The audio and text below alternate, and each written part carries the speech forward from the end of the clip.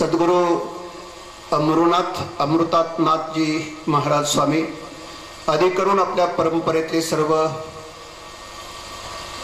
गुरुदेव मंडळी या सर्वांच्या आशीर्वादातून संपन्न होणारा हा नामयज्ञोत्सव, नामसप्ताह किंवा अखंड हरिनाम सप्ताह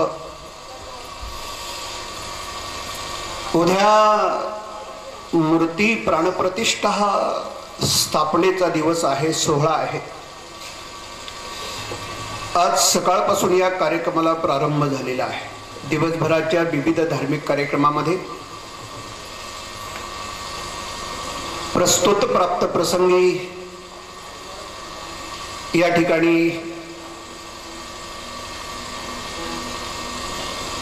आयोजित केलेले हे कीर्तन आपण सर्वांचे श्रद्धास्थान, आपल्या परंपरेचे खऱ्या अर्थाने पाईक,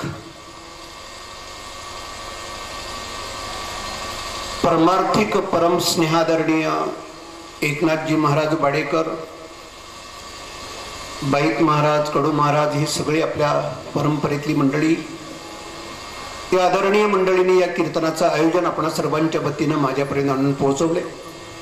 भगवत सेवेसाठी, कीर्तन सेवेसाठी निवडलेला अभंग जगद्गुरु श्री संत तुकाराम महाराजांचा 4 चरणाचा आपल्या पाठामध्ये असेल नसेल, खऱ्या अर्थाने देवाचा आणि आपला संबंध काय, आपलं आणि देवाचं नातं काय, हे नातं वृद्धिगत करणारा, सांगणारा खऱ्या अर्थाने हा महाराजांचा अभंग आहे। एक वेगळं कार्यक्रमामध्ये सगळ्यांच्या मनामध्ये, अंतःकरणामध्ये या कार्यक्रमाच्या दृष्टीने रूपाने एक वेगळं चैतन्य आपल्यामध्ये आहे। उद्या मूर्ती प्राणप्रतिष्ठेचा दिवस आहे। मंत्रोच्चाराच्या द्वारे, मंत्रशक्तीच्या आधारानं पाषाणाच्या मूर्तीमध्ये उद्या प्राणाचा संचार करून त्यामध्ये प्राणप्रतिष्ठा आपण करणार आहोत आणि मग खऱ्या अर्थाने त्या मूर्तीला देवत्व उद्या प्राप्त होणार आहे। तालुक्यामध्ये, जिल्ह्यामध्ये सुवर्ण अक्षराने आपल्या परंपरेमध्ये लिहावा असा हा उद्याचा दिवस आहे।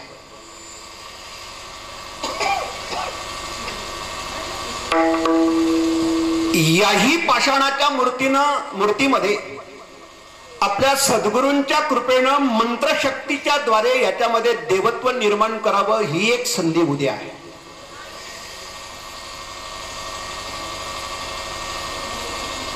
कोणतीही शक्ती जर प्राप्त करायची असेल तर आपल्या देशामध्ये 3 साधनांनी ती शक्ती प्राप्त करण्याची परंपरा आहे। यंत्र साधना, तंत्र साधना आणि मंत्र साधना। आपल्याला यंत्र आणि तंत्र या 2 विषयावरती बोलायचं नाही।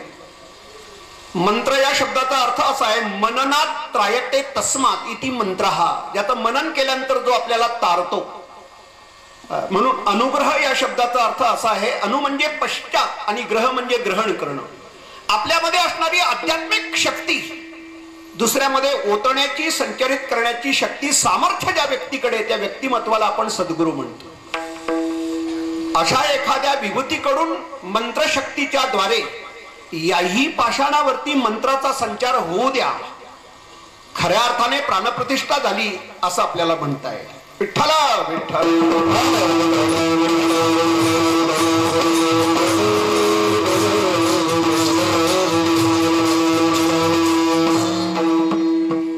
संबंधाचे एकूण 4 प्रकार आहेत। व्यवहार संबंध, जन्म संबंध, विद्या संबंध आणि देव संबंध असे संबंधाचे एकूण 4 प्रकार आहेत। त्यातला पहिला प्रकार आहे व्यवहार संबंध। 2 माणसं जोडली जातात, पण ती व्यवहार संबंधानं जोडली जातात।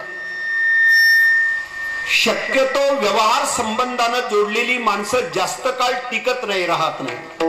त्याला कारण आहे, दोघांना जोडणारा दुवा, जोडणारं जे माध्यम आहे ते व्यवहाराचं आहे। आणि व्यवहाराचं स्वरूप लटक आहे, काय प्रमाण आहे, लटिका व्यवहार। व्यवहार लटका असल्या कारणानं लटक्या व्यवहाराने जोडलेले संबंध ही लटके, म्हणून दुसऱ्या बाजूने व्यवहारात असं म्हटलं जातं की शक्यतो संबंधामध्ये व्यवहार आणू नये, असं म्हटलं जातं। शक्यतो संबंधामध्ये व्यवहार आणू नये, कारण व्यवहारच लटका असल्या कारणानं लटक्या व्यवहाराने जोडलेले संबंधही लटके, हा संबंधाचा पहिला प्रकार आहे. संबंधाचा दुसरा प्रकार आहे जन्मसंबंध. प्रत्येकाला आपल्या जन्मदात्या आई वडिलांशी जोडलेलं नातं, जोडलेला संबंध आहे, त्याला जन्मसंबंध म्हणतात. प्रत्येकाचा आपल्या जन्म देणाऱ्या माता पित्यांशी नातं आहे, एक नैतिक संबंध आहे, त्यांचे काही ऋणानुबंध आपल्यावरती आहेत, त्याला जन्मसंबंध म्हणतात. हाही विषय तसा बोलण्यासारखा आहे, पूरक आहे. तिसरा प्रकार आहे संबंधाचा, त्याला विद्यासंबंध म्हणतात. दोघांना जोडणारा, दुवा जोडणारं माध्यम आहे ते विद्येच आहे, म्हणजे ज्ञानाच आहे.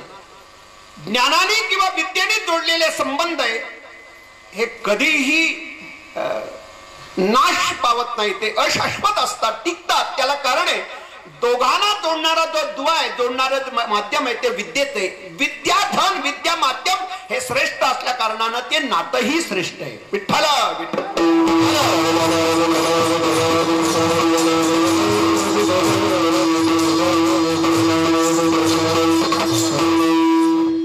म्हणून आपलं संतांशी असणारं, सद्गुरूंशी असणारं जे नातं आहे ते विद्या संबंधानं आणि ज्ञान संबंधानं जोडलेले आहे. असं म्हणतात या जगामध्ये सगळ्यात थोर उपकार जर कोणाचे असतील तर ते संतांचे. थोडस आपल्याला डिस्टर्ब झाल्यासारखं होईल. केले उपकार सांगू मी,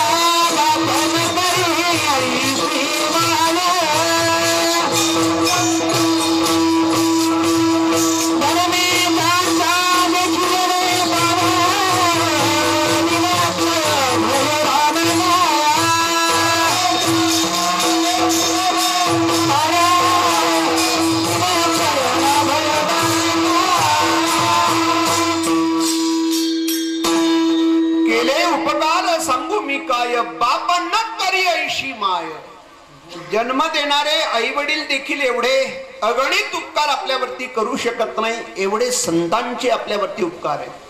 खरं म्हणजे हा उपकार शब्द आपण नीट समजून घेतला नाही आजपर्यंत. सर्वसाधारणपणे एखादी वस्तू एखाद्याला एखाद्यानं देणं, सहज एखादी मदत एखाद्या माणसाने एखाद्याला करणं, आपण त्याला उपकार म्हणून जातो. उपकार या शब्दाची व्याख्या, उपकार हा शब्द फार उंचीच आहे, तो व्यवहारात आपण फार खाली आणलाय. उपकार त्याला म्हणतात अखंडपणे जे आपल्याला आपल्या आत्मस्वरूपाच्या आणि स्वस्वरूपाच्या ठिकाणी जागृत ठेवतात. अशा सद्गुरूंचे, अशा संतांचे आपल्यावरती अगणित ऋण आणि अगणित उपकार आहेत. हे खरे उपकार आहेत. आपण आपल्याला जाग ठेवणं. 4 प्रकार आहेत त्यामध्ये. काही माणसं बाहेरून जागी आहेत तर आतमध्ये निजलेली आहेत, काही माणसं आत जागी आहेत तर बाहेर निजलेली आहेत, काही माणसं आतूनही जागी आहेत, बाहेरूनही जागी आहेत, काही आतूनही निजलेली आहेत आणि बाहेरूनही निजलेली आहेत. कालच्या दिवसाला हा प्रकार आपण ऐकला असेल. राजा धृतराष्ट्र हा आतूनही आंधळा आहे आणि बाहेरूनही आंधळा आहे. 5151 वर्षापूर्वी कुरुक्षेत्रावरती जे गीता शास्त्र तयार झालं, व्यासानी गीतेला शास्त्र हा शब्द वापरलाय. म्हणजे जवळजवळ 5151 वर्षापूर्वी निर्माण झालेलं, प्रत्यक्षपणे भगवान कृष्णाच्या मुखातून बाहेर पडलेलं हे जे गीता शास्त्र आहे, हा विषय कालच्या प्रकरणामध्ये आपण ऐकला असेल. म्हणजे एका आंधळ्या माणसानं त्याची सुरुवात केली आणि डोळसानं त्या शास्त्राचा शेवट केला. म्हणून धर्मक्षेत्रे कुरुक्षेत्रे समवेता युत्सव मामका पांडवश्चैव किम कुर्वत संजय. एका आंधळ्याने त्याची सुरुवात केली आंधळ्याने सुरुवात केली याचा अर्थ या जीवानी सुरुवात केली, कारण जीव हा आंधळा आहे. आपल्याला असं वाटतं आम्ही डोळस आहोत, आपल्याला असं वाटतं आम्ही डोळस आहोत, पण संतांच्या दृष्टीने आपण आंधळे आहोत. वाईट वाटेल कदाचित, पण हा संतांचा आपल्यावरती अपवाद म्हणायला हरकत नाही. ते म्हणतात तुम्ही आंधळे आहात. तुका म्हणे कैचे आंधळे हे गेले विसरून खऱ्या देवा म्हणून आंधळे. कारण ही दृष्टी असूनही ज्ञानदृष्टी हरपाली, दोन्ही नेत्र आंधळे. आपल्याला असं वाटतं आम्ही अंध आहोत, आणि आपल्या आत्मस्वरूपाच्या स्वस्वरूपाच्या ठिकाणी आपले जे जागृत ठेवतात, तत्पर ठेवतात, हे खरे आपल्यावरती संतांचे सद्गुरूंचे उपकार समजायचे उपकार. तो अभंग फार सुंदर आहे, किमतीचा आहे, वजनदार आहे, उंचीचा आहे, पण कुठेही घेतल्या कारणानं त्या अभंगाचं मूल्य तुम्ही आम्ही कमी केले. हा आमच्या कीर्तन प्रवचनकारांनी जर अभंग कधी कीर्तनाला घेतला, आपुलिया हिता ज्यो असे जागता धन्य माता पिता तयाचिया, तर लोक म्हणतात तुम्हा कीर्तनकार मंडळीने काही दुसरे अभंगच नाहीत का? नेहमी बघावं तर आपुलिया हिता ज्यो असे जागता. मी तर प्रामाणिकपणे तुमच्या समोर मान्य करेल, कबूल करेन की या अभंगाच्या पहिल्या व्याख्यामध्ये आजपर्यंत माझं जीवन कधी बसलं नाही. आपुलिया हिता ज्यो असे जागता. तुम्हा कोणाचं बसलं असेल तर मी पायावरती वंदन करतो, नतमस्तक होतो. आपल्या आत्मस्वरूपाच्या ठिकाणी दिवसभराच्या 24 तासाचा प्रत्येक क्षण जागृत अवस्थेमध्ये घालवतो, त्याला म्हणतात आपुलिया हिता ज्यो असे जागता. आणि मग त्याची पुढची प्रक्रिया आहे. कुणी कन्या पुत्र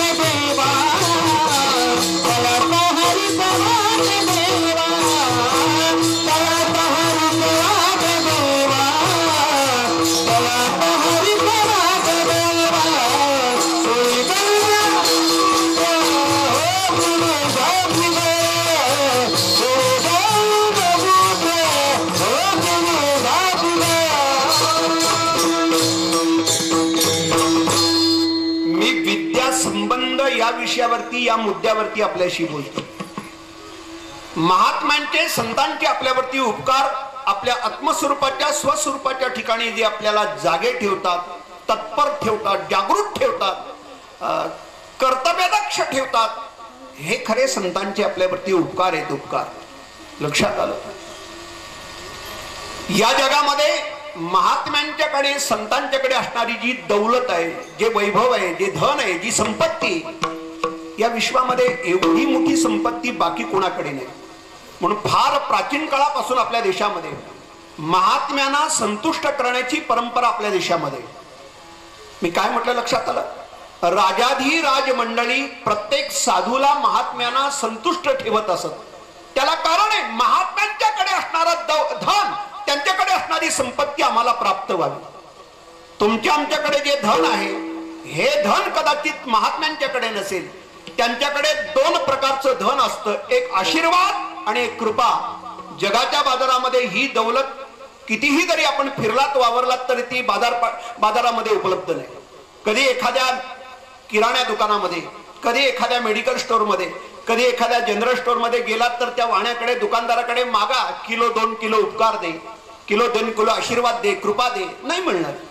जगाच्या बाजारामध्ये आशीर्वाद आणि कृपा, आजपर्यंत माणसाला खऱ्या अर्थाने आशीर्वादाचा आणि कृपेचा मोल कलायला तयार नाही.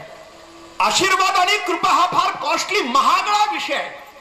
त्याची किंमतच आपण आपल्या आयुष्यामध्ये, जीवनामध्ये करू शकत नाही. म्हणून महात्म्याचे आशीर्वाद आपल्याला प्राप्त व्हावेत, महात्म्याची कृपा आपल्याला संपादन व्हावी, म्हणून महात्म्याला संतुष्ट करण्याची परंपरा आपल्या देशामध्ये. तुम्हाला प्राचीन काळातलं आपल्या देशातलं एक उदाहरण माहिती असेल.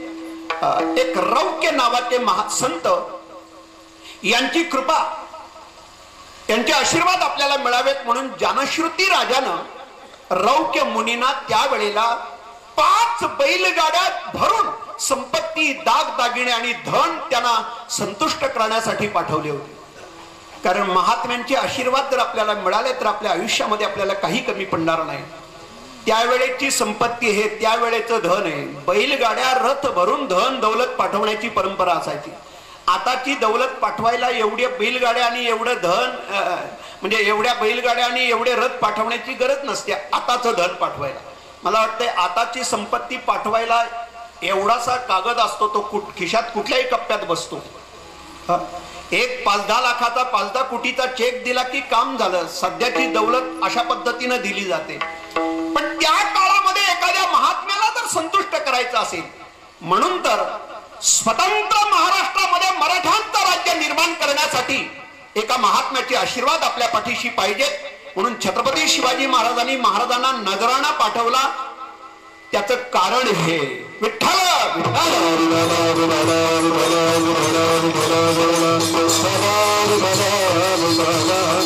16वं शतक हे क्रांतीचं महापर्व मानलं जातं आपल्या महाराष्ट्रामध्ये. 16वं शतक हा सुवर्ण काळ आणि सुवर्ण युग मानलं जातं. कारण 1565च्या नंतर खऱ्या अर्थाने या महाराष्ट्रामध्ये सुवर्ण क्रांतीला प्रारंभ झालाय. 1565च्या नंतर. इतिहासाचं धांडोलन करणाऱ्या मंडळींना हा विषय चांगला माहिती असेल नसेल, मी फार विषय घेत नाही. उगाच त्या विषयाने तुम्ही बोर होऊ नये म्हणून, तुम्हाला कंटाळवाणा वाटू नये म्हणून फारसा वेळ या विषयाला घेणार नाही. पण 1192 ते 1565 हा 373 वर्षाचा काळ आहे. जवळजवळ 450 वर्ष इस्लामांच्या साम्राज्याखाली हा महाराष्ट्र आणि हा देश भरडून निघालाय. 373 वर्षाचा काळ आहे. तुम्हाला माहिती असेल 8व्या शतकामध्ये आपल्या हिंदूंचा दाहिर नावाचा राजा हा पहिला आक्रमणाला बळी पडलेला राजा.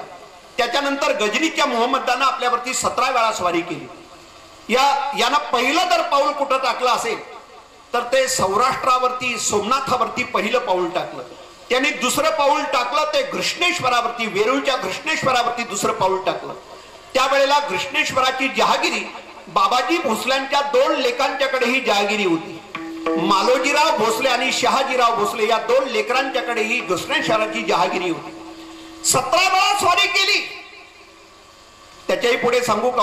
अगदी 1 सेकंदामध्ये सांगतो. 885 मंदिरं त्यांनी एकट्याने उद्ध्वस्त केली. काय त्याच्या मनामध्ये क्रूर भावना असेल कोण जाणे. बरोबर 1292ला देवगिरीवरती अल्लाउद्दीन खिलजीने पाऊल ठेवलं आणि होती नव्हती ती दौलत महाराष्ट्राची सगळी लुटून नेली. माता भगिनींची इब्रत लुटणारा हाच अल्लाउद्दीन खिलजीनं सारी महाराष्ट्राची आमची इब्रत आणि खरी दौलत त्यांनी लुटून नेली. अल्लाउद्दीन खिलजीनं पाऊल ठेवलं त्यावेळेला देवगिरीचं राज्य आमच्या रामदेवांच्याकडे होतं. रामदेवांचं पतन झाल्यानंतर या देवगिरीवरती शंकरदेव हा रामदेवांचा पोरगा करता झाला. त्याच्या हातात राज्य आलं. काही दिवसानं शंकरदेवाचंही पतन झालं. शंकरदेवाचं पतन झाल्यानंतर स्वतंत्रपणे देवगिरीवरती इस्लामांचं साम्राज्य प्रस्थापित झालं. हे जे इस्लामांचं आणि तुघलकांचं जे देवगिरीवरचं साम्राज्य आहे त्याला इतिहासामध्ये बहामणीचं साम्राज्य म्हणतात. शब्द तर ऐकून ठेवा. इतिहासामध्ये त्याला बहामणीचं साम्राज्य म्हणतात. 125 वर्ष हे बहामणीचं साम्राज्य देवगिरीवरती चाललं. पण दुर्दैवी असं आहे बहामणी साम्राज्यामध्ये आपापसामध्ये कलह आणि भांडणं निर्माण झाली आणि 125 वर्षानंतर बहामणी साम्राज्याचे 5 तुकडे झाले आणि संपूर्ण महाराष्ट्रामध्ये आणि या देशामध्ये ते 5 तुकडे 5 ठिकाणी प्रस्थापित झाले.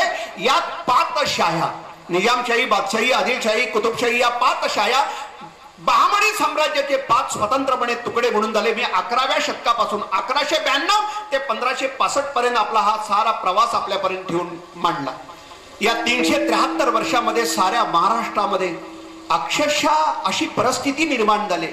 इस्लामांच्या आक्रमणाखाली हा सारा देश आणि महाराष्ट्र भरडून गेलाय. म्हणून 1565च्या नंतर 16व्या शतकाची नांदी झाली. नांदी म्हणून या 16व्या शतकामध्ये हिंदवी स्वराज्याची स्थापना करण्यासाठी आणि स्वतंत्र मराठ्यांचं राज्य निर्माण करण्यासाठी या राजांच्या मागे एका महात्म्याची शक्ती पाहिजे, महात्म्याचे आशीर्वाद आणि कृपा पाहिजे. म्हणून तर राजे छत्रपती शिवाजी महाराजांनी जगद्गुरु तुकाराम महाराजांना त्या काळामध्ये महाराजांना संतुष्ट करण्यासाठी पाठवलेला आहे. त्याला नजराणा म्हणतात. प्राचीन काळापासून आपल्या देशामध्ये संतांना संतुष्ट करण्याची ठेवण्याची परंपरा आपल्या देशात आहे. विठ्ठल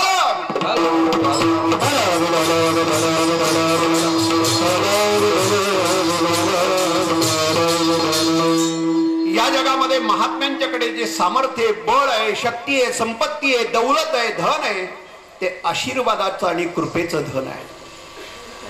त्याला नाव आहे परमार्थ. परम म्हणजे श्रेष्ठ, अर्थ म्हणजे धन.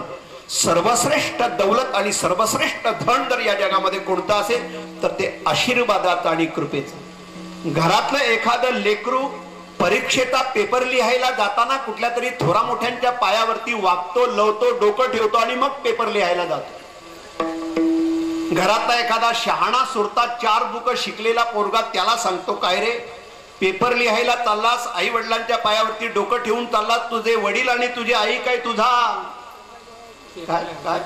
पेपर लिहायला येणार आहेत का?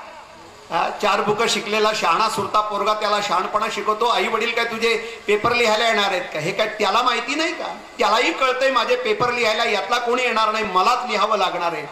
तरीही तो थोरा मोठ्यांच्या पायावरती डोकं ठेवतो आणि मग पुढे जातो. त्याला कारण असं आहे, जीवनामध्ये एखाद्या मोठ्या प्रसंगाला आणि संकटाला जर सामोरं जायचं असेल तर थोरा मोठ्यांचे आशीर्वाद आमच्या पाठीशी आणि थोरा मोठ्यांची कृपा आमच्यावरती जर असेल तर ते असाध्य ते साध्य करिता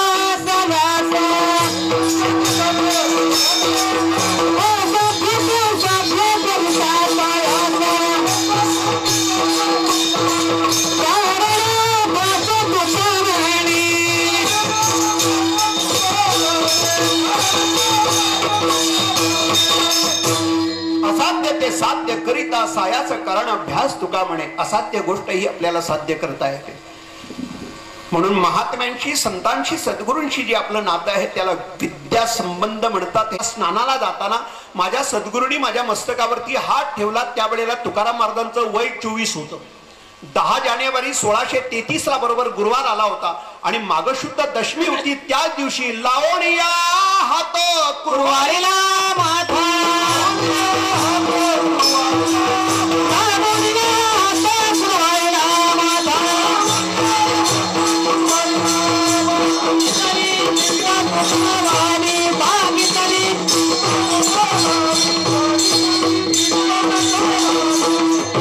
सद्गुरूंनी आपल्या मस्तकावरती, महात्म्याने आपल्या मस्तकावरती हात ठेवला. हस्तस्पर्शानं त्यांच्या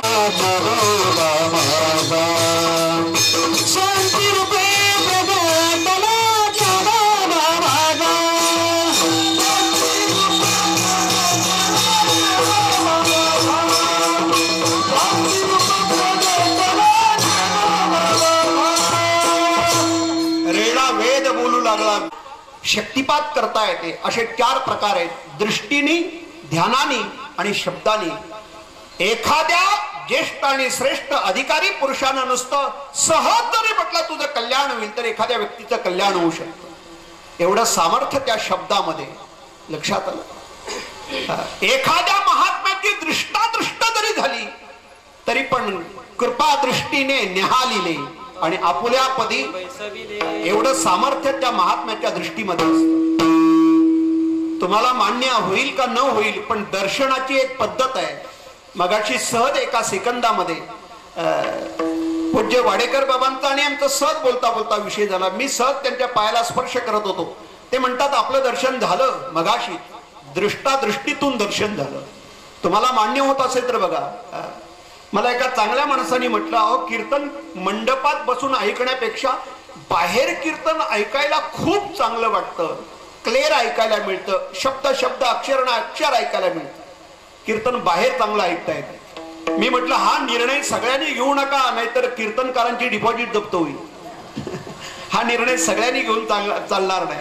म्हटलं समोर बसून कीर्तन ऐकायचं असतं मंडपामध्ये. त्याला कारण आहे, एखादा कीर्तनकार, एखादा महात्मा साधना, तपश्चर्या, उपासना या माध्यमातून त्यांचं जीवन जर चाललं असेल तर साधनेतून त्या दृष्टीला एक वेगळ्या प्रकारची उंची आणि वेगळ्या प्रकारचं सामर्थ्य प्राप्त होतं. सहज दृष्टीने एखाद्याचं कल्याण होतं. जाऊ द्या, हाही विषय मी इथपर्यंत थांबवतो. काही शब्दाने, काही ध्यानाने, काही दृष्टीने आणि काही स्पर्शानं. पण आपल्यामध्ये असणारी आध्यात्मिक शक्ती ही कृपा कशी संपादित करायची, सहज ओघानं तो विषय आपल्या समोर मांडून गेलो.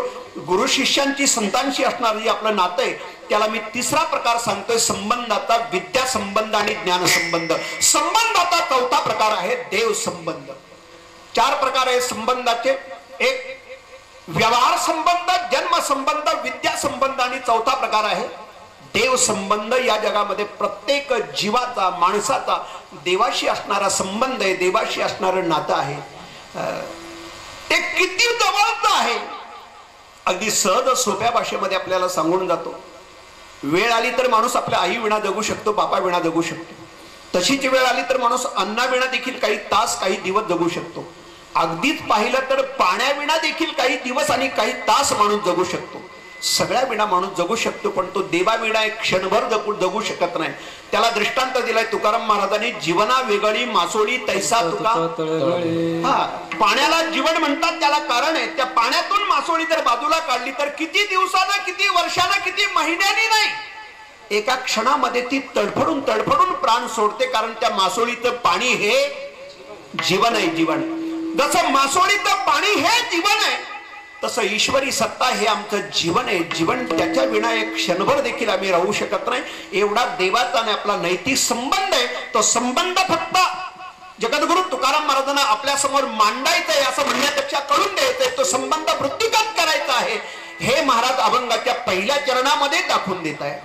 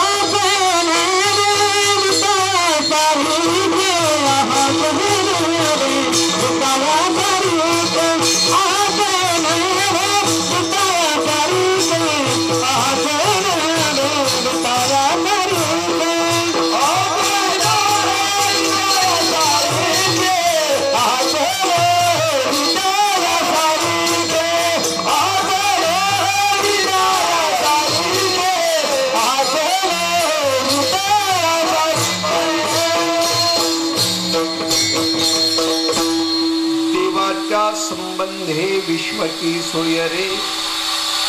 पाहताना जीवनामध्ये देह संबंधानं न पाहता देव संबंधानं पाहतो. एक वर्ग असा आहे तो एकमेकाकडे पाहताना देह संबंधानं पाहतो. पहिल्यांदा तुम्हाला समाजामध्ये हे 3 थर पाहायला मिळतात, वर्ग पाहायला मिळतात.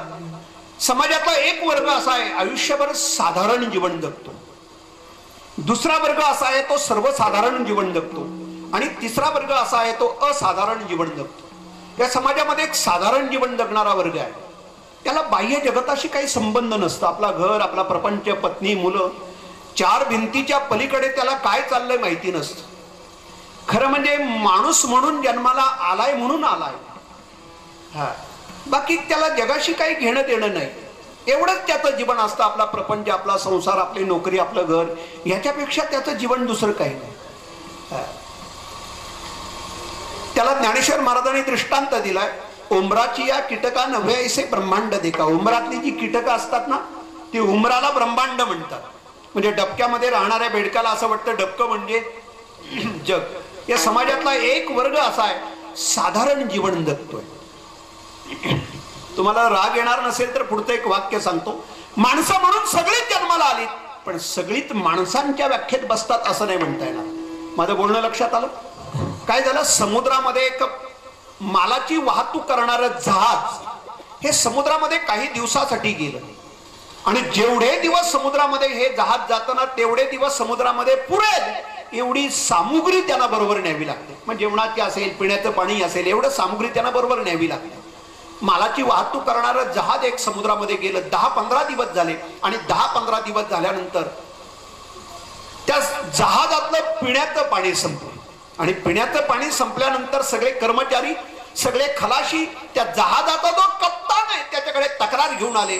म्हणे पाणी संपलं, पाणी संपलं, पाणी संपलं, अशी सगळ्या खलाशांनी, सगळ्या कर्मचाऱ्यांनी तक्रार केली. योगायोगानं त्या कप्तानाचा एक 8-10 वर्षाचा मुलगा त्या प्रवासामध्ये त्यांच्या सोबत होता. त्या 8-10 वर्षाच्या मुलानं आपल्या वडिलांना प्रश्न विचारला. म्हणे का हो बाबा, हे सगळे कर्मचारी म्हणतात पाणी संपलंय, पाणी संपलंय, पाणी संपलंय. अहो, हा सगळा समुद्र पाण्याने भरलाय आणि मग ही माणसं असं का म्हणतात पाणी संपलंय? त्या बापानं मुलाला दिलेलं उत्तर फार सुंदर आहे. बापानं म्हटलं, बेटा, समुद्र जरी पाण्याने भरला असला तरी ते पाणी पिण्यासाठी उपयोगाचं नाही, पिण्यासाठी योग्य नाही. थोडा खराब शब्द वापरू, पिण्यासाठी लायक नाही. बरोबर आहे? सगळं जग जरी माणसाने भरलं असलं तरी माणूस म्हणून घ्यायला काही पात्र नाहीत, योग्य नाहीत, लायक नाहीत, त्याला काय करायचं? संसार तो ह्याच्यापेक्षा दुसरं काही नाही. प्रपंचामध्ये तो एवढा गुंतलेला असतो ना, एवढा गर्क असतो. खरं म्हणजे प्रपंचामध्ये माणसाने एवढं स्वतःचं समर्पण केलेलं असताना आपला प्राण आणि आपला जीव संसारातल्या प्रत्येक वस्तूमध्ये आपण एवढा विकेंद्रित केलाय, एवढा तो वाटलेला आहे. प्रत्येक वस्तूमध्ये आपला प्राण एवढा गुंतलेला आहे. अहो, घरातलं कुत्र जर आजारी पडलं तर माणूस दिवसभर टेन्शन मध्ये येतो. अहो, चहा पिताना कपबशी जरी फुटली तरी माणसं घरामध्ये चुकचुक चुकचुक करतात. त्या कपबशीमध्ये एवढा प्राण गुंतलेला आहे. घरातला टीव्ही जर खराब झाला तर 2 दिवस सुतक पाळणारी माणसं मी पाहिली.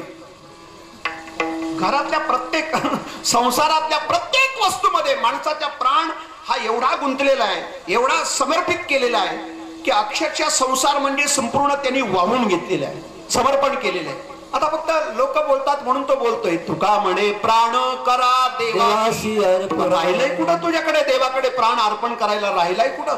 तो प्राण सगळ्या घरातल्या प्रत्येक वस्तूमध्ये, पक्षामध्ये, प्राण्यामध्ये तुझा गुंतून गेलाय.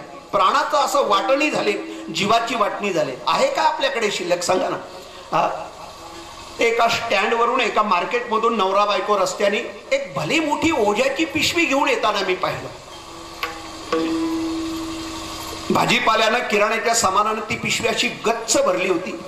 त्या पिशवीचा एक बंद नवऱ्याच्या हातात होता आणि एक बंद नेमका बायकोच्या हातात होता. दोघं अशी, तो तिकडे हा इकडे, असे तांगडत तांगडत ती वजनदार पिशवी त्या स्टँड वरती रस्त्याने घेऊन चालले.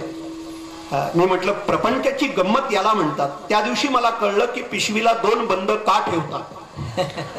त्या दिवशी मला कळलं की ही प्रपंचातली भागीदारी आहे. मजेशीर आहे. संसार म्हणजे गमतीनं आपल्याला रोज पाहायला मिळतो. वाईट वाटणार नसेल तर सांगतो, असं म्हणतात बाबा की ज्याच्यात लवकर डाळ शिजते ना त्याला कुकर म्हणतात, हळूहळू डाळ शिजते त्याला पातेलं म्हणतात, आणि जिथं कधीच डाळ शिजत नाही, हे पण कीर्तनात सांगू का? विठ्ठला विठ्ठल.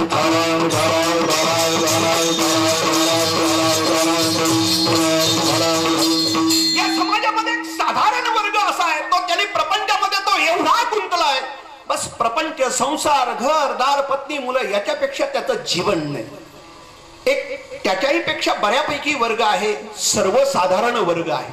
आपला प्रपंच तोला मोलानं करतोय, वेळ मिळेल तर देवधर्म, परमार्थ, आळंदी पंढरीची वारी करतोय, कथा कीर्तन ऐकतोय, नामस्मरण करतोय, हा सर्वसाधारण वर्ग आहे. आणि त्याच्याही पेक्षा एक वरच्या कोटीचा वर्ग आहे, तो असाधारण वर्ग आहे की त्यानं सार जीवन जगाच्या कल्याणा संतांच्या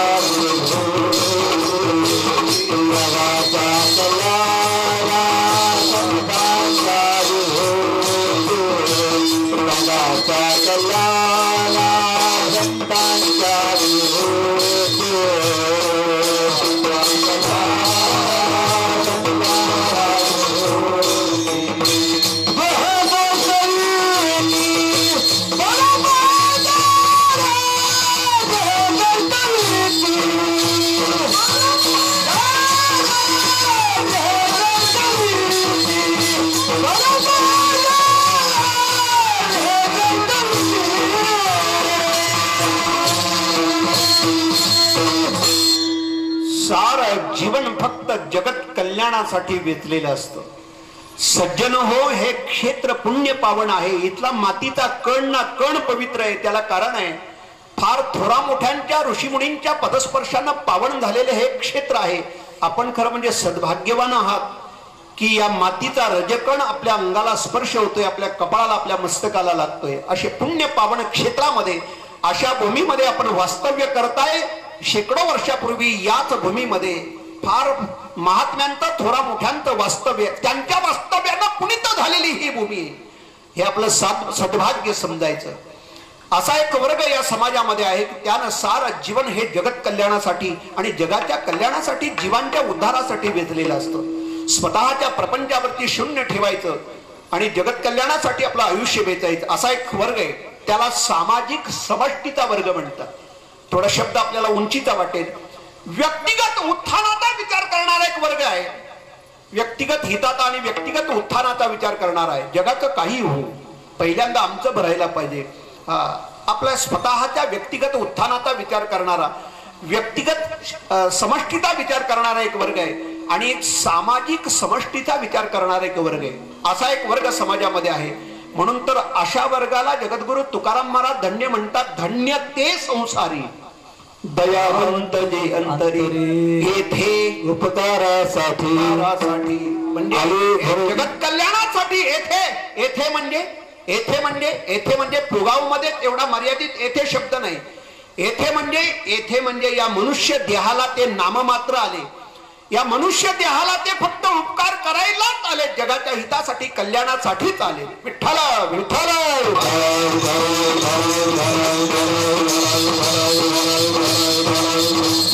म्हणून सामान्य माणूस जगाकडे वेगळ्या दृष्टीने, वेगळ्या नजरेने पाहतो आणि महात्मे जगाकडे वेगळ्या नजरेने, वेगळ्या दृष्टीने पाहतात. एक दोन उदाहरणं व्यवहारातली सांगतो म्हणजे आपल्या लक्षात येईल. समजा आपल्या समोर जर एखादं मडकं ठेवलं, आपल्या समोर जर एखादं मडकं ठेवलं, आपल्याला विचारलं हे काय, आपण म्हणू हे मडकं आहे, हे गाडगं आहे, मडकं आहे. पण तेच मडकं जर कुंभाराच्या समोर ठेवलं आणि कुंभाराला विचारलं हे काय, तो म्हणेल ही माती. कारण कुंभार त्यातलं मूल्य पाहतो आणि आपण त्याचा आकार पाहतो. कुंभार म्हणजे महात्मे, संत हे त्यातलं मूल्य पाहतात आणि आपण आजपर्यंत फक्त आकार पाहत आलो. लक्षात आलं की हे बघा, सोनं हे धातू घालणं प्रत्येकाला आवडतं. महिला असेल, पुरुष असेल, सोनं हे धातू घालायला सगळ्यांनाच आवडतं. मला फायदे सांगायला तेवढी वेळ नाही. खरं म्हणजे सोन्याने माणसाच्या देहाची, शरीराची शोभा वाढली जाते, सौंदर्य वाढलं जातं. सोनं घातल्यानं शरीर निरोगी होतं. मी एक आयुर्वेदाचा सिद्धांत रात्री कीर्तनामध्ये सांगितला. धन्वंतरी हा आयुर्वेदाचा प्रवर्तक मानला जातो. ही जी 14 रत्न बाहेर पडली, म्हणजे समुद्र मंथनाच्या वेळेला जी 14 रत्न बाहेर पडली. विठ्ठल विठ्ठल.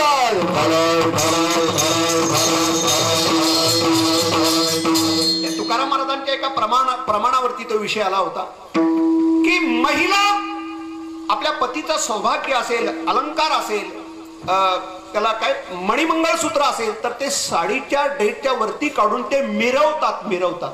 तुकाराम महाराजांनी शब्द वापरलाय, कंठामध्ये तुळशी घाला असं नाही म्हटलं, कंठामध्ये तुळशी मिरवा, कंठी मिरवा तुळशी आणि व्रत करा एकादशी. घाला असं न बोलता मिरवा असं का बोलतात, त्याला कारण आहे, घालणे वेगळे आणि मिरवणे वेगळे. तुळशी मिरवायला पाहिजे, मिरवायला.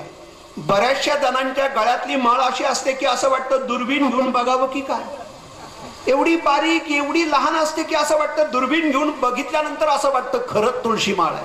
का घाबरतोय आणि का लाजतोय त्याचं त्यालाच माहिती. अरे आम्ही काय कुणाचे खातो, प्रभू राम आम्हाला देतो. काय लाजण्याची, घाबरण्याची तशी आवश्यकता आहे संगना. त्याला मिरवणे म्हणतात, मिरवणे. अलंकार मिरवले जातात, त्यांनी शोभा वाढली जाते. म्हणून तुळशी काष्टाचे आयुर्वेदामध्ये खूप फायदे सांगितले. आयुर्वेदाचा प्रवर्तक मानला जातो तो धन्वंतरी मानला जातो.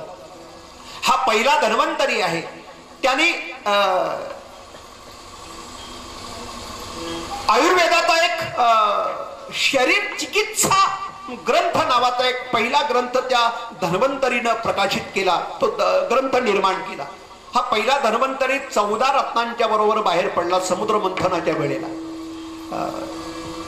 माहिती आहेत ना ते 14 रत्न? लक्ष्मी कौस दुभपारजा. मी सगळं बोलत नाही, तुम्हाला टेन्शन आहे. त्यातला फक्त धन्वंतरी चंद्रमा, हा धन्वंतरी त्यावेळेला बाहेर पडला. दुसरा धन्वंतरी यांनी भारद्वाज ऋषींच्याकडून आयुर्वेदाचं ज्ञान घेतलं आणि 13 ग्रंथ त्यांनी तयार केले. तो काशी क्षेत्रामध्ये एका चंद्रवंशामध्ये जन्माला आला. राजकुळामध्ये हा धन्वंतरी जन्माला आला. त्याने 13 ग्रंथ लिहिले भारद्वाज ऋषींच्याकडून. म्हणजे आयुर्वेदात. म्हणून आजही एखाद्या नामांकित अति तज्ञ डॉक्टरला समाजामध्ये जर एखादा सन्मान द्यायचा असेल, एखादा पुरस्कार द्यायचा असेल, तर तो पुरस्कार त्या डॉक्टरला धन्वंतरी नावानं दिला जातो. विठ्ठल विठ्ठल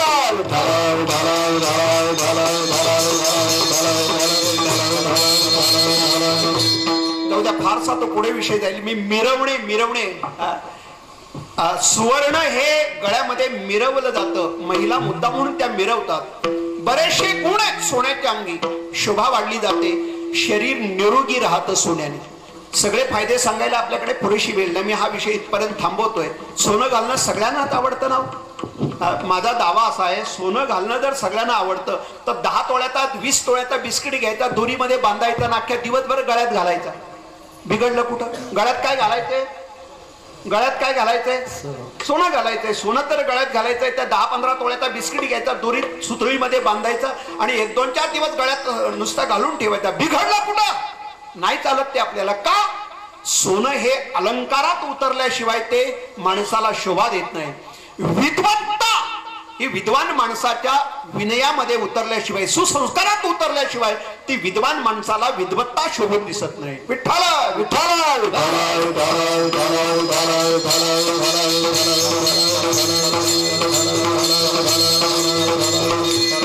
म्हणून विद्वत्तेकडे जर विनयता नसेल, विद्वत्ता जर सुसंस्कारामध्ये उतरली नसेल, तर ती विद्वान माणसाला खऱ्या अर्थाने शोभा देत नाही. मी विद्वत्तेच्या विरोधात बोलणारा बुवा नाही.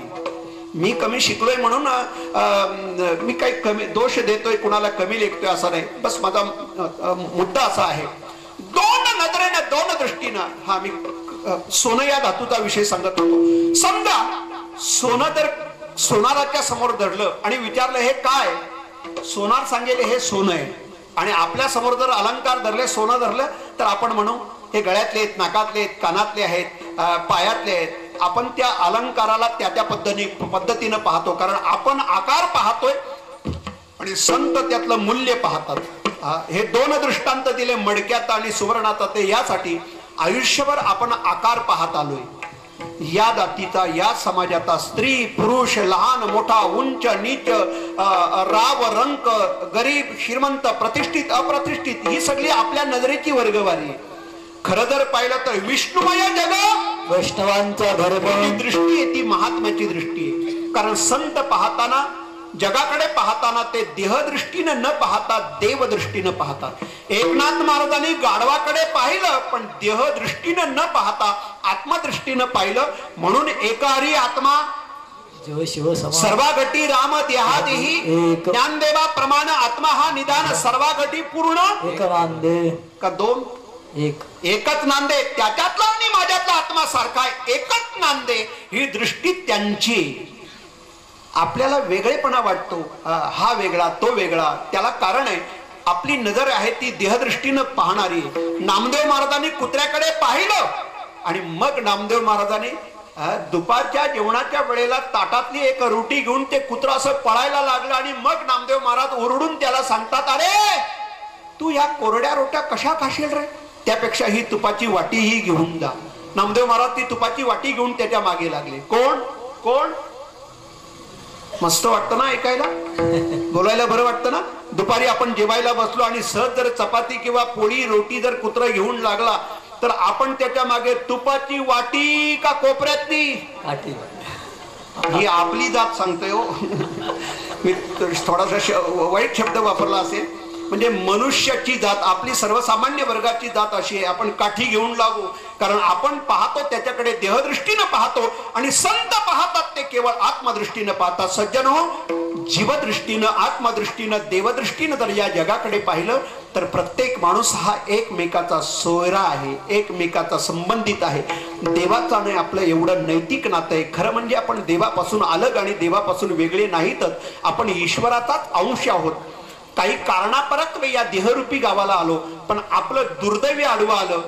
पाहेपा शरीराची या गावा जया लागी आले, पांडवा तो कार्यार्थ अगवा सांडूनिया. देहरूपी गावाला आलो, देहाचा संबंध या जीवाला जडला आणि हळूहळू या देहाचं ममत्व जडलं, देहाचं तादात्म्य जडलं आणि हा जीव ईश्वराचा संबंधित असताना त्यांनी त्याचं नातं दूर केलं आणि या देहाला तो माझं म्हणू लागला. म्हणून ते प्रमाणे मुक्त होता परी बले झाला बद्ध. होता म्हणजे याच्या मागे हो, होता म्हणजे कळलं ना, होता या शब्दाचा अर्थ माहितीये ना. आपण नाही का म्हणतो हा बुवा होता, म्हणजे होता याचा अर्थ आहे मुक्त होता, म्हणजे आता मुक्त राहिला नाही. आता तो काय झाला, बद्ध झाला, जीव बद्ध झाला. कारण या देहाचं वारं त्याला लागलं, तादात्म्य संबंध जडल्या कारणानं तो देहाला माझं म्हणू लागला, आपल्या मूळ कर्तव्याला आणि स्वरूपाला विसरला. म्हणून असं नातं नाही, देवाचं आपलं नैतिक नातं आहे, देवाचं आणि आपलं नैतिक संबंध आहे. किती परमेश्वराची आपल्यावरती कृपा आहे, देवाचं किती उपकार आहेत आपल्यावरती, देवाचं किती नैतिक नातं आहे. कल्पना करा, मी गमतीनं मागे एक उदाहरण सांगितलं होतं. परमेश्वराचे एवढे उपकार आहेत ना, किती काळजी घेतो देव आपली. जन्माला आलेल्या मुलाला डोकं असतं, हात असतात, पाय असतात, नाक असतं, तोंड असतं, कान असतात. जन्माला आलेल्या मुलाला सगळं असतं, फक्त जन्माला आलेल्या मुलाला देव दात देत नाही. दात मी म्हणतो, देवाने डोकं दिलं, हात दिले, पाय दिले, नाक दिलं, तोंड दिलं, कान दिले, दात द्यायला का देवाकडे मटेरियल कमी पडलं का? देवाकडे काय साहित्य कमी पडलं? मग सगळं देतो, दात का देत नाही? त्याचं कारण आहे, देव खूप काळजी करतो. देवाला माहिती एवढ्या लवकर दात देऊन चालणार नाही. दात देऊ, पण थोडं 6 महिने वर्ष केलं ना तर मग दात देऊ. कारण खाण्याबाबतीत हा अचरट आहे. कधी खाईल, कुठं खाईल, काय खाईल, कसं खाईल, कधी चारा खातोय, कधी डांबर खातोय, कधी खाण्याच्या बाबतीत माणूस अचरट आहे. लवकर दात देऊन चालणार नाही. म्हणून परमेश्वर एवढी काळजी घेतो. देव दात देताना लहानपणी हळूहळू हळूहळू दाताची संख्या वाढवत घेतो. कारण पचन इंद्रिय नाजूक आहे, जड अन्न खाऊन चालणार नाही, भाकरी चपाती पोळी खाऊन चालणार नाही, लहान आहे, त्याला लिक्विड पाणी दूध चालेल. म्हणून देव हळूहळू दाताची संख्या वाढवत घेतो. आणि एकदा 60 ओलांडली की देव हळूहळू दाताची संख्या कमी कमी कमी करत घेतो. कारण त्या वयात पण जड अन्न खाऊन चालणार नाही. पण आता म्हातारी ऐकायला तयार नाही. इथली सोडून इतकी सोडून सांगतोय, आता पचन इंद्रिय नाजूक झालीत, आता एवढं जड अन्न खाऊन चालणार नाही, अचरट खाऊन चालणार नाही. हे परमेश्वराचं सांगणं आहे. पण देवाच्या चुकीची माणसं सुधारणा करतात, त्याला मी तरी काय करू. विठ्ठल विठ्ठल.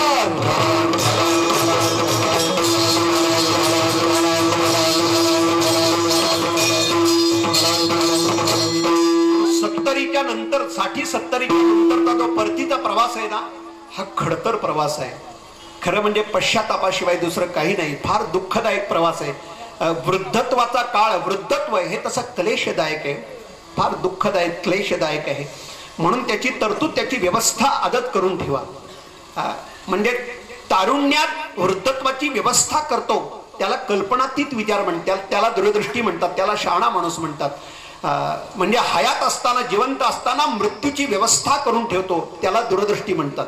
एवढा कल्पनातीत विचार आपल्याकडे पाहिजे. आज जरी गरज नाही तरी उद्या गरज लागेल, एवढा दूरदृष्टीचा विचार आपल्याकडे आहे, तरच आपण खऱ्या अर्थाने या जगामध्ये चांगल्या अर्थाने शेवटच्या श्वासापर्यंत जगू शकतो.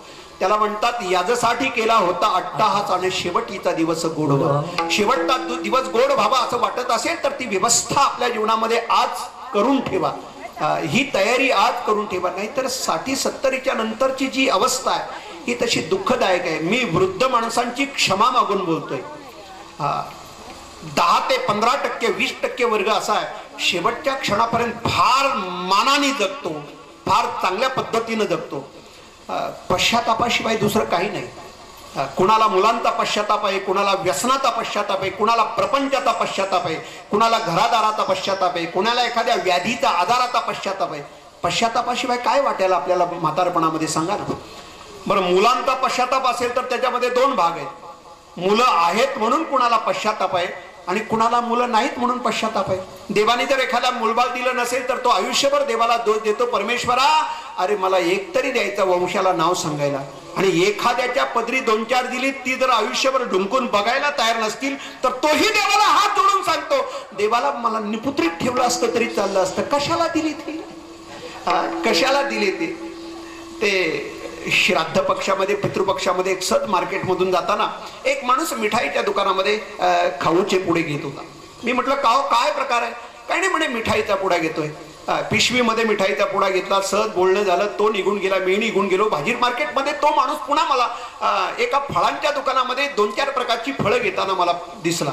मी म्हटलं का हो एवढी मिठाई घेतली, फळं घेतली, हा काय प्रकार आहे, कशासाठी फळं? त्यांनी म्हटलं अहो काय, उद्या आई वडिलांचं श्राद्ध आहे, आई वडिलांचं श्राद्ध आहे म्हणून ही सगळी फळं आणि ही मिठाई घेतलेली आहे. मी म्हटलं का हो एवढे बनवताय, एवढे फसवताय? अहो तुमचे आई वडील तर अजून जिवंत आहेत आणि जिवंत असताना तुम्ही आई वडिलांचे श्राद्ध करायला निघालेत. त्यांनी म्हटलं जिवंत आहेत ना म्हणून तर श्राद्ध करतोय, मेल्यानंतर कोण बघायला येतोय मिठाई खायला घातली का फळं खायला घातली. मला तो माणूस फार भावला, फार आवडला. तो म्हणतो मेल्यानंतर हे सगळे चोजळे, हे सगळे सोहळे जगाला प्रदर्शन दाखवण्यापेक्षा हयात असतानाच मला श्राद्ध करू द्या. म्हणजे श्राद्ध या शब्दाचा अर्थच असा आहे, श्रद्धेची पराकोटी, श्रद्धेने गाठलेलं परमोच्च स्थान, आपल्या जन्म देणाऱ्या माता पित्यांच्या चरणावरती असणारी अतुट श्रद्धा, त्याला तर श्राद्ध म्हणतात. श्रद्धेपोटी हयात असतानाच त्यांना फळं वेगवेगळ्या प्रकारचे चांगले त्यांच्या इच्छेप्रमाणे खाऊ घाला. मला वाटतं याच्यापेक्षा आणखीन वेगळे श्राद्ध कोणते असतील? विठ्ठल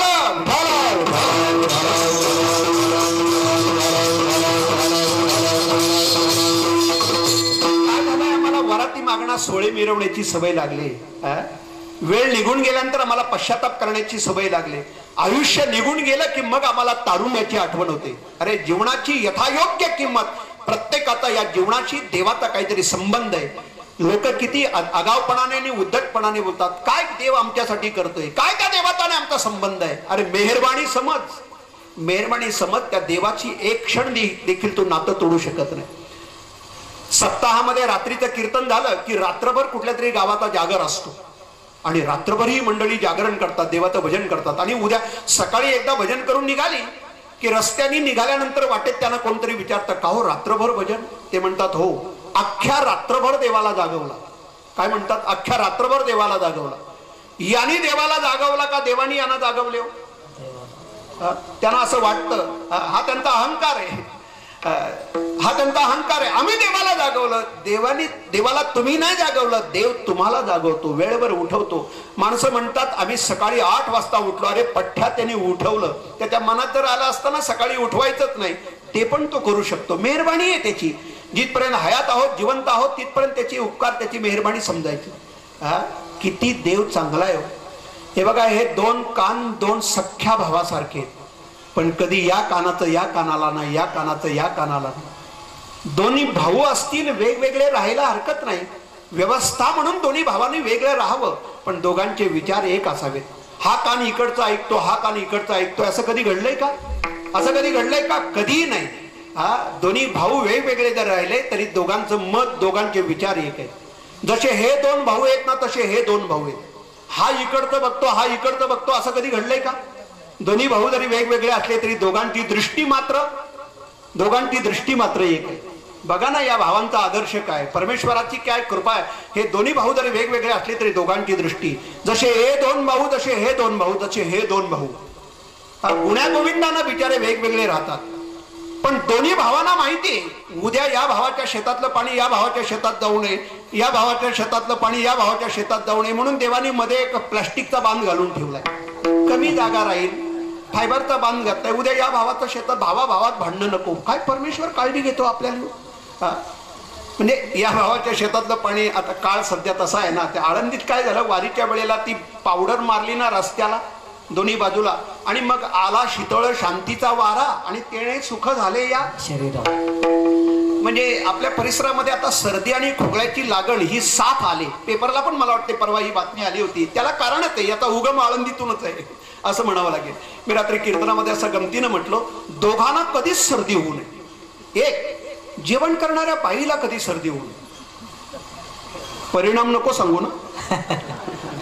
आणि कीर्तनकारांना सर्दी होऊ नये. लोकांच्या समोर बोलायचं असतं, चार माणसामध्ये इज्जत जायला नको. म्हणजे या दोघांना, म्हणजे बाकीच्यांना व्हावी असं नाही हो सांगायचं. तुम्ही वेगळे डोकं चालवायला आमच्या काही मड्यावर बसायला आले की काय महाराज, असं नको व्हायला. म्हणजे बाकीच्यांना व्हावी असं नाही मला म्हणायचं. पण परमेश्वर आपली एवढी काळजी घेतो, कधी या भावाचं पाणी या भावाच्या शेतात जाऊ नये. पण देवाला चांगलं माहिती, या दोन्ही भावाच्या शेतातलं जर पाणी खालच्या शेतामध्ये गेलं तर मध्ये एक आडवा बांध घालून ठेवलाय. मला वाटते परमेश्वर एवढी आपली काळजी करतो ना. लोक म्हणतात देव काय करतो, काय करतो. अरे कारे नाठविषयी कृपाळू देवाशी पोषितो जगाशी एकला तो बाळा दुधा कोण करीते उत्पत्ती वाढवी श्रीपती सवे दोन्ही. तुका म्हणे त्याची कोण जाणे कळा वागवी पांगुळा पायाविणा देवाच्या संबंधे विश्वची सोय रे सूत्र ओढे तोरे एकाएक. तोच सूत्रधार आहे आणि आपल्या साऱ्या जीवनाचे सूत्र तो चालवतो, तो खेळवतो, तो ओढेल तसं हे जीवन. कठपुतली बावळ्यांचा खेळ पूर्वी असायचा. जसे धागेदोरे ओढायचे तसे त्या बावळ्या नाचायच्या. मला वाटतंय आपलं जीवन म्हणजे कठपुतली बावळ्या आहेत. त्याचा सूत्रधार वेगळा आहे, याचा कंट्रोल त्याच्या हातात आहे. तो जसं ओढेल तसं हे सारं जीवन आपलं. हसायचं का रडवायचं न्याय त्याचा आहे. रडता रडता हसवणारा तोच आणि हसता हसता रडवणाराही तोच. कधी प्रपंचामध्ये अनुकूलता असते तर कधी प्रपंचामध्ये प्रतिकूलता असते. पेटी वाजवताना आमचे हे हार्मोनियम वाले बाबा कधी काळ्या पट्ट्या घेतात तर कधी पांढऱ्या पट्ट्या घेतात. काळ्या आणि पांढऱ्या पट्ट्यांचा आधार घेतल्याशिवाय त्या हार्मोनियम मधून, त्या पेटीतून एखादा सुंदर असा स्वर बाहेर पडत नाही. सज्जनो, प्रपंचामध्ये कधी दुःखाच्या काळ्या पट्ट्या वापराव्या लागतात तर कधी कधी सुखाच्या पांढऱ्या पट्ट्या वापराव्या लागतात. पण सुख दुःखाच्या काळ्या आणि पांढऱ्या पट्ट्या वापरल्याशिवाय प्रपंचातला एक आनंद आपल्याला भोगता येत नाही. विठ्ठला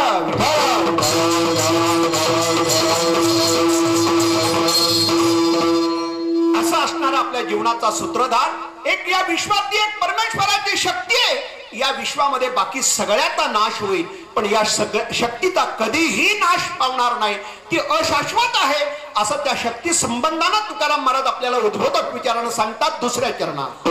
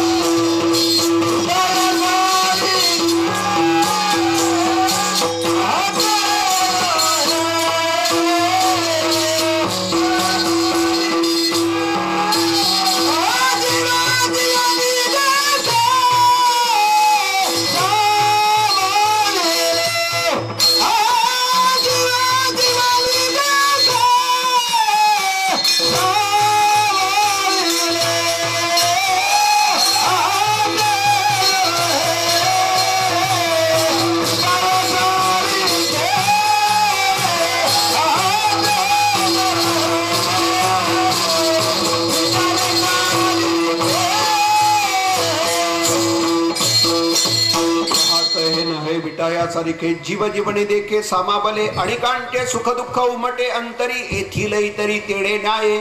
तुका म्हणे ठसाबले शुद्ध जाती शोभाची पुढती विशेषता विढोबार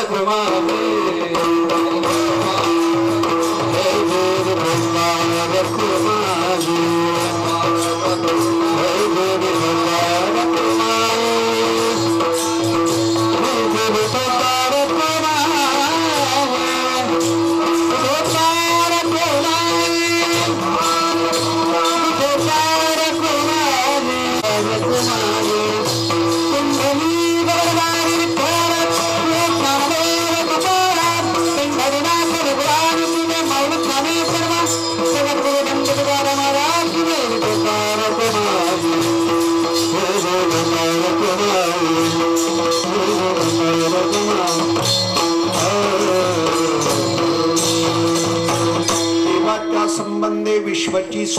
सूत्र ओढे दोरे एकाएक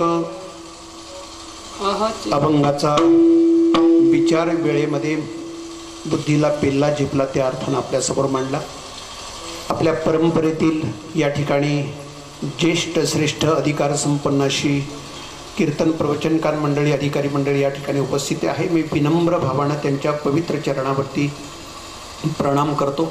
योगायोगाच्या सेवेमध्ये कीर्तनामध्ये आपल्या आनंदामध्ये खऱ्या अर्थाने मोठ्या मनानं ज्यांनी सहभाग घेतला माझ्या संप्रदायातले अत्यंत जवळचे सहकारी ज्येष्ठ सहकारी मित्र आदरणीय हरिभक्तीपरायण मारुती महाराज कोलटकर आदी करून सर्व कीर्तन प्रवचनकार मंडळी या ठिकाणी उपस्थित आहे. मी आपणा सर्वांच्या चरणावरती विनम्र भावानं प्रणिपात करतो. तासात दीड तासातली वंगमयीन सेवा आपल्यासारख्या देवतुल्य श्रोत्यांच्या चरणावरती संतांच्या चरणावरती समर्पण करतो आणि या ठिकाणी सेवेला पूर्ण विराम देतो. ज्ञानेश्वर